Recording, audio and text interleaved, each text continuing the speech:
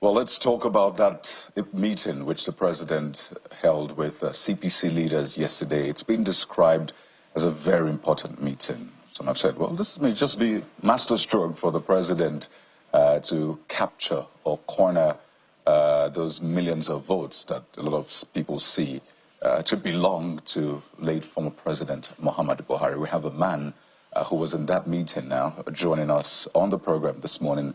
Is former Minister of Aviation, Sir Hadi Sirika. Good morning, and welcome to the program. Morning, thank you very much. Well, you were in that meeting. So for a lot of people who've been wondering, where's the former minister been? What have you been up to? Was that a way to sort of respond to them? That I didn't go anywhere, I'm still here. No, not necessarily. Actually, I've been around and minding my business. And of course, taking time to relax and rethink and try to continue what I was doing before politics, before being a minister. I am a professional, and the industry is wide and it's there. I am now involved with so many things to do with new aviation, if you like, new innovation in aviation. Yeah, so it's a time to reflect. So you're not a part of a coalition? No, I'm not. No, I'm not. Where did that come from? Yes, we heard the minister, even the president's aide had said that. Where did it really come from? They must have seen you in a meeting or heard that you were holding a meeting for them to have said that, because they wouldn't say things without proof, would they? So yesterday I was with Chief Bayo Onanuga in the villa, and I said to him, hey Bayo, you said that I was in the coalition. I was not. I never would be. I don't think I will. Where did you get that from? And he said, no, from the reports. I said, which reports? I mean, I think at that level, people should have been very diligent to check. People can join coalition. It's democracy if they want to do so. And I am old enough and big enough in the space to be able to decide for myself where I go to. I am a founding member of the APC, and I didn't just join APC or become a founding member, but I believed in the philosophy that took us to politics was President Muhammadu Buhari at the time. So, and I am with that. And I gave the APC its name, for example. I gave CPC its logo and color. I mean, I was a member of the Buhari organization where we all started. We started from Project Nigeria to Buhari organization to CPC, APP to AMPP to CPC to APC. So, I mean, I have been there. People in the coalition, like I said, it's democracy. They can go to wherever they want to go to. They are free Nigerians. They are supported by the Constitution of Nigeria. But I wasn't. But I think Bayo said, oh, he's very sorry. And then, so I think people just assume. People like us who once we were in politics at the time, maybe in the House of Reps and the Senate, we've been very vibrant and were very visible. And they think we can say no to anything if we don't like it. So they believe that people like us should ordinarily be in the coalition. I don't do things without thinking deep through it. I'm not an impulsive person. And I'm not in politics just for what some people are in politics for. I am in politics because I believe in an ideology. I mean, I was the secretary that wrote the Constitution and the manifesto of the APC itself, with Salisu Momo as my deputy secretary, with Chief Bayo Onanuga as the chairman. So, and like I said, the APC name, I gave the name. Yeah. So I think they got it wrong that, with that. And so now they know that I'm not in the coalition. That's very interesting. Because I know you had put out a statement or a tweet to that effect, saying that you're a founding member of the APC, talked about the name itself, and you said, I will always be where President Buhari is. Yes. If you must hate him, hate me too. I have no apology. So there's been a lot of talk about, so how much of the 12+ million votes now will be President Tinubu's, now that it looks like the CPC bloc is with him? Is that also why this meeting held, to show that, hey, those millions of votes that late President Buhari was carrying around is not going nowhere. It is staying with President Tinubu? So to be honest, the purpose of the meeting of yesterday was to go there and officially pay our condolences to the president, who did extremely very well after the demise of our leader, President Muhammadu Buhari, to officially do that. And secondly, also to appreciate him for what he had done. And then, of course, also to assure him of the support of our party, for which now he's the leader. So the main purpose is really to go there and pay our respect and appreciate him for what he did for President Muhammadu Buhari, late President Muhammadu Buhari, because it's in our tradition. When you have a leader, after everything has died down, the man has been buried, you go to him and you also pay condolences to him because he deserves it more than we do. He's a partner. But talking about the 12 million votes, I have to quote our leader, who is allegedly Hamma, who was the Director General of the Buhari organization from 2003 to 2015, shortly before Governor Amechi was made the Director General. So he's our leader and he still is. When he was asked, I think it was on Arise TV during the week of the death of President Muhammadu Buhari, whether the 12 million votes of President Muhammadu Buhari are dead with him. And he said, no, votes don't die. They're there. And they were created by President Muhammadu Buhari and his team because he connected with the electorates, with the people. We traveled 600 local governments by road out of the 774 in 2003, 2007, 2011, and 2015. And, well, up to 2011. By road, we've been to every local government in the country. Like I said, 600. And the masses connected with him. And they believed in his ideology and his principles and what he stood for. And they saw in Buhari a leader who will take them out of the woods, a leader who will take them to the promised land, a leader they can connect, who is honest, straightforward. What he says is what he means. A leader who has all of the experience that requires to be the president of Nigeria. A leader who speaks their language. I think President Tinubu also, well, reflects such values. So since the votes are not dead, and since the people that are in this APC now are people that came from Project Nigeria, right, to Buhari Organization, to APP, to AMPP, to CPC, are those 12 million votes. These are the people that are still available and still in the APC, and to which President Tinubu will benefit from. Fantastic. Because he's the leader in the APC. So your role in all of this is very important. It's quite pivotal. So when a lot of people saw you in that meeting, they said, wait a minute, that's the former Minister of Aviation, Hadi Sirika. Yes. Is he in that meeting to get a soft landing for the fraud charges against him, 19 billion, 2 billion, even your family members are named in that case? Is that what you're doing this time around?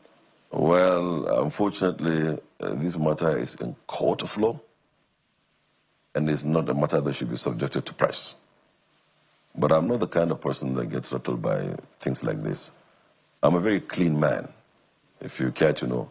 I'd worked with people, permanent secretaries, directors, heads of agencies, and the government has every instrument at their disposal to find my content and character and personality, and I have deposited it in service. But since it's a matter that's in court, I think it's indecent to talk about it on TV. So that's not why you were there, to get soft landing? I am there because I ought to be there, deserve to be there. Like I said, I cannot count, well, let me rephrase, to say that most of the people that are today running around claiming to be leaders of APC are people that were never there when we were there. They joined us 10 years after we began the struggle. We are the owners of the project. We have a purpose for the project. If you will count a few people on your hands, I will be one of them. It cannot happen without people like us. I'm not being boastful. I am saying that you are a journalist.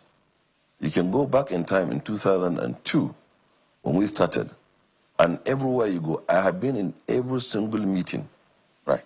And more importantly, on the recommendation of Sule Hamma, our leader, President Muhammadu Buhari sent me to be the first person to go to Lagos to speak to President Bola Tinubu, then as Bola Tinubu, the governor, to try to bring him to an alliance.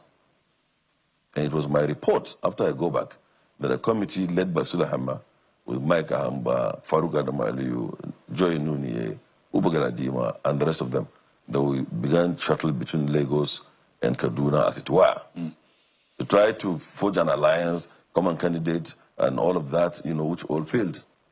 And I was in the major committee. All right. My colleague in Lagos, Jeffrey, wants to come in to just push this further. Jeffrey, over to you now. Yeah, good to see you, Mr. Sirika. So let's begin with some of the things you said, and then pick it from there. I know I've heard former President Muhammadu Buhari say it, and I was like, okay, did I hear him well? Was this a political statement? But now you've repeated it, that in campaigning, you've gone to every local government area in Nigeria, 774. Is that what you mean? No, what I said is we've been to 600 out of the 774. Okay. We've been to 600 local governments. And by road, because we didn't have money to set up planes in those days. We're talking about 2003 election.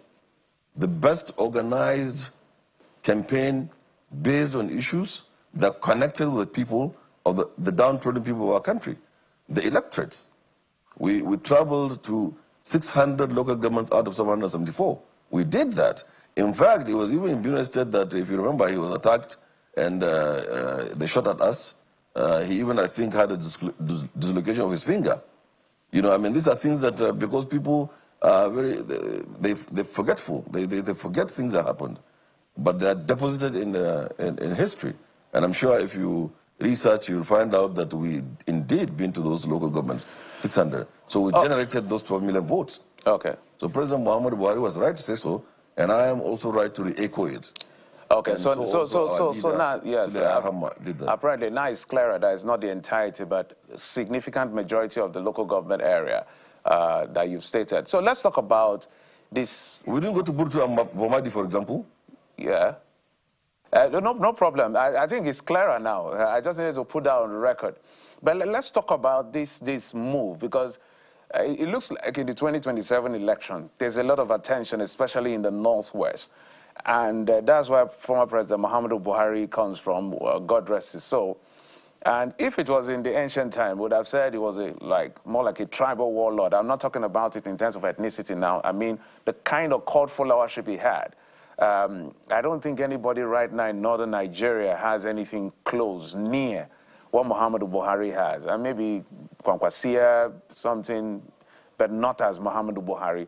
So when this bloc comes to say they are the CPC bloc, they're able to rally the numbers significantly, because there's a lot of political hot air going on now for the president. How feasible is this? Why are you guys so confident that it is a possibility? We're talking about a man who is no more, where everybody is now going to say, okay, we can now make decisions for ourselves. There's no backing of Muhammadu Buhari anymore. Well, first and foremost, I wouldn't like the idea that you will reduce President Muhammadu Buhari to the northwest or even to north like a warlord of Asian days. President Muhammadu Buhari, I think he's the most experienced Nigerian, dead or alive. He has lived in all parts of Nigeria, and he has extended hands of friendship to all sections of Nigeria. The first two vice presidential candidates of our party were from the Igbo extraction, and the two others came out from the southwestern extraction. And at some point, his staunch, almost vocal supporter was Tam David West of blessed memory. So President Muhammadu Buhari is all over Nigeria. That's one. Number two, that President Muhammadu Buhari has died. Yes, may his soul rest in peace. Amen. But his ideology and principles lives on. And people who, it's a movement, if you like. People who were there with him, who started it all, like I said, we still have them around. Sule Ahama, I keep calling his name. He's our leader. He's alive. He was at the meeting yesterday, if you care to know, and I think some of the press interviewed him. So why are we so confident that APC will win election in 2027? We're so confident because if I take example of my state, who are the politicians in the states that the masses connect with? Which party are they involved with? Why is the governor? Why is Aminu Bello Masari? Why is Santa Abu Ibrahim? Why is Hadi Sirika, for example? Why are all those people that really connect with the people and they've been there and they believe in the philosophy and the ideology of the Muhammadu Buhari movement? And we feel that the people in Katsina still identify with that ideology. And they were also members of the APC in the majority. So I feel that I don't want to go to the saying that all politics are local, which it is, but in Katsina State, we're confident that we win. And so also in many other states. And when you look at numbers, and if you look at any other political party, the PDP, the coalition, the SDP, who are in those political parties that are better politically, that are able to draw the masses to vote much better in the APC, in my opinion. All right, Mr. Sirika, I think your point is well noted. You know, when I spoke to what I said, I was speaking to election numbers, and we can go back to see how the election numbers play out in terms of distribution. So that's basically what I was talking about. But before my colleague continues with you, I must ask you about Air Nigeria. A lot has been said about Air Nigeria. I don't know whether you've made your comments around this. I don't know whether this is in court as well or part of the litigation that you were referring to. But when the current Minister of Aviation and Aerospace Development was asked about it, he said it was a bad deal. He talked about the fact that we're going to be paying over $100 million to Ethiopian Air in the space of about 3 years or so. He said, what are they now bringing to the table besides just giving us aircraft? What we are paying them, so what is the investment here? It looks like ab initio it was a terrible deal. That's why nobody's even looking at those papers. Is that what you signed up, a bad deal, or is just commentaries that you don't agree with? Well, how I wish we are not live in this program. I had no intention to speak about my time in office for now, and I intend to bring up a book in that. But since you asked the question, and people will be very interested, and I think I was on, if I remember, either Channels or Arise during the controversy of the Nigeria Air. For your information, first of all, what you do know, I'm sure, that is a public-private partnership which was regulated by ICRC, the Infrastructure Concession Regulatory Commission, who gave certificates of the OBC and the FBC, who participated actively in the process. It is not our process, it is a process of ICRC, and it is not a bad deal. And I read on the papers that we spent, or I spent 100 billion or thereabout, and it's lost in the process, which is a lie. I did say in 2015, 16, 17, 18, 19, 21, 22, 23, the total budget for the national carrier was 5 billion. The total amount released was 3 billion. And I left there with over $1 billion naira. And the monies, about 2 billion that was spent, nearly a third of it went to the consultancy, i.e. the business case, which is OBC, the FBC, and so many other consultancies that were given during that time. And the balance of the money, of course, are salaries of the staff that we have. By the way, we went through every single step of the ICRC process, and we got it to end, and we had an airline.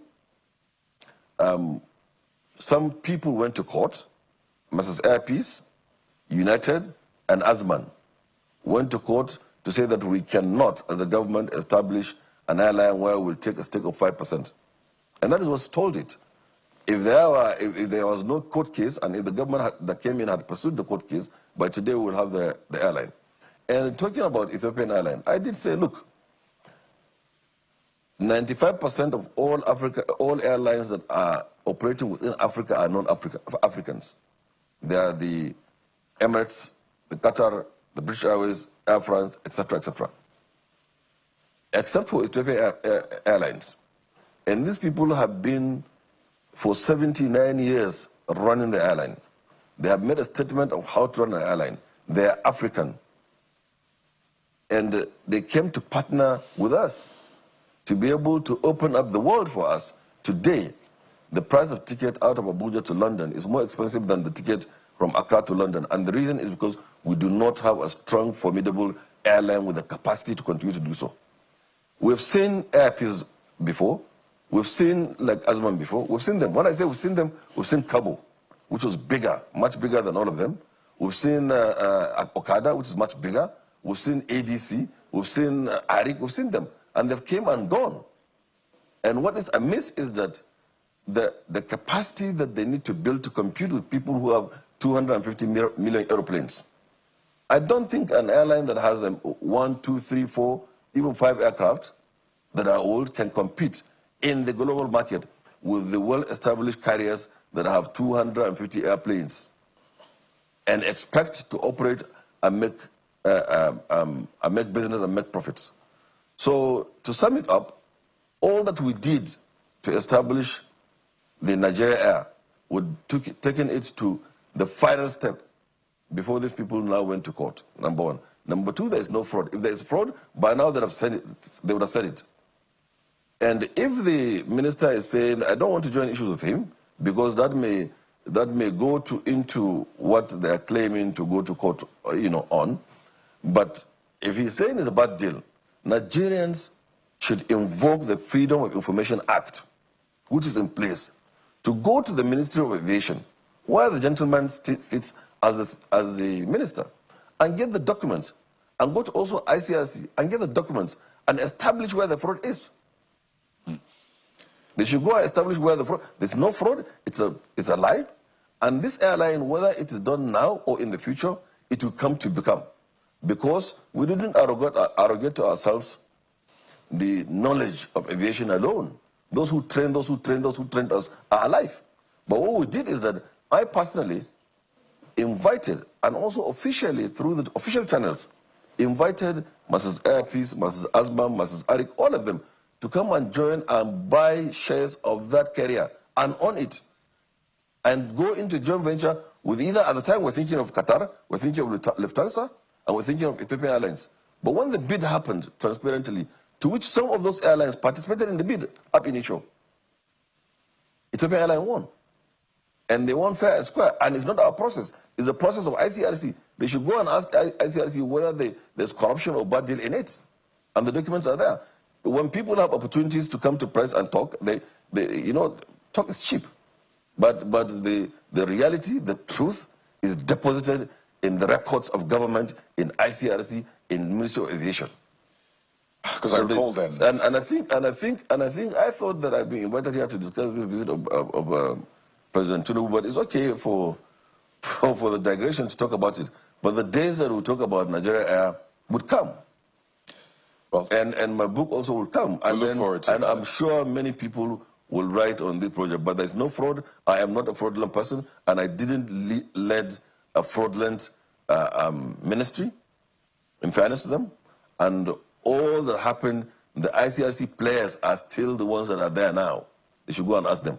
And the FEC also, the Federal Executive Council, has its documents, and which you can invoke Freedom of Information Act to go there and check and cross-check and establish facts. And you have the moral responsibility as pressmen, as journalists, to come back to the people and tell them the truth. Well, Mr. Sirika, that's why we have you here, to ensure that we hear the truth from you, or at least your side of this matter. There are lots of Nigerians out there who still see you, and I want you to wind down on this, who still see you and they remember that episode. Because they expect that we still have Nigeria Air right now. In fact, a lot of people had planned. If you should have, I'm sure you saw the excitement then. A lot of people were excited. Finally, we have a national carrier in that sense. So you can imagine the disappointment they feel right now, that a few years down the line, there is nothing of sorts. anymore. So you would understand why they think this was a scam, this was fraudulent, and they see the court cases and they say, well, maybe this is evidence of that. So I want you to take this moment. Again, they saw reports about how you built houses for billions of naira. Again, we need you to speak to that, because these are things you must have seen, and I'm not sure you've spoken to that. So I want you to speak to those Nigerians who see Mr. Hadi Sirika as someone who scammed Nigeria, someone that we can't trust because of that episode. I want you to look at the camera and speak to them while we expect your book, of course. But I want you to seize this moment to speak to those issues. Well, thank you very much indeed. And honestly, like I said, I had no intention to do so. I've read all of those things, but given the opportunity, maybe we have to go back memory lane to say that we were operating a roadmap. When we came into government, I'm sure between the ministry and its predecessors, you'd have like 1,000 years of aviation experience. But yet we didn't arrogate to ourselves all of the knowledge. And we had the IOS report, the PoliticsToday report, and all those other reports deposited within the ministry. What we did as responsible people at the time is to first commit to a study. What is wrong with the industry? What can we do better? How can we improve it? What are the missing issues? And from that, we developed, I single-handedly penciled down the items on the roadmap and discussed with the ministry, and they agreed with me. And we called in 2016, early, around about January, February, I can't remember the dates, we called for a stakeholder conference in Musa Yar'Adua Center here in Abuja. And every single aviator that answers his name was in that conference. And we debated the roadmap, and we agreed that that's the way to go, to establish a national carrier, and then to do a maintenance center where it will be the feedstock for the airline and vice versa, to do an aviation leasing company to be able to lease out at cheap rates equipment, aircraft and the rest of them, for people, and to have a university where you go into research and development of civil aviation and aerospace, and so on and so forth. And this roadmap intertwine with each other. People focus on the airline because what has been amiss. So we began to establish the roadmap, and we believe that, look, the best way to do it is, since government should not have business and business, we should go through PPP, public-private partnership, more so because there's an established agency regulating that process now, as against before, when Nigeria Airways was thrown to the dogs, right, or thrown away. And we began the process by, one, according to the law, to develop to appoint the transaction advisor. That in itself is a process. We had to advertise, we have to get the best hands, we had to take it to ICRC, they had to approve, then we had to go to FAKE, and then it came back, and then he went to the market to do the outline business case, which also took time, according to the law. After the business case was done, the back and forth with ICRC guiding us and went through that process. That took us the best part of our first tenure. And then we went to the market, we did the road show, we did everything, right, and we tried to partner. No, I'm coming, please. This is because now that, you asked me to speak about it. I want you to speak to Nigerians as quick as you can. Okay, as quick as I can. Who think that you scammed the country? That's the question I asked. Okay, who scammed? Well, it depends on, anybody can say anything that he likes, whether I scammed Nigeria or I did not. Like I said, it's a process of ICRC to establish that airline. We did the best that we could, and we got the best deal for Nigeria. All right. And all, no, hang on. No, we have to anchor, but you can land on that point. Okay, please. Because so in the establishment of the airline, and in trying to select who the partner is, and I say it's a process of the ICRC, it took us time to follow diligently. We went to the FEC, Federal Executive Council, 9 times to go and come back, on the business case alone. We went like 3 times on the establishment of on the appointment of the transaction advisor. We went also very many times to do the full business case. And the government at the time, or some people in Nigeria, wanted money to be given to us, for us to go. Establishing airline, tomorrow, if you give me money, I can just go and start the process and establish airline within 6 months. But because we wanted it to be a PPP with private sector in control and government has only 5%, that's why we went through all that diligent process. During that time, very many airlines came and we certified them. We issued the license during our time. 50% of Nigerian airlines were established during our time. So you think it's unfair to say So it's very unfair, very unfair. And I said it's not a fraud. It has been established. Right. If not for the court case, which is before Justice Lagba or something like that in Lagos, yeah. You know, if not because of that, you'd have had the airline. We even demonstrated the livery, the color, and everything, and how it's going to look like. We recall that. I think a lot of Nigerians. Yeah, and that then people because people are not fair. Like I said, it's something that is subjective also.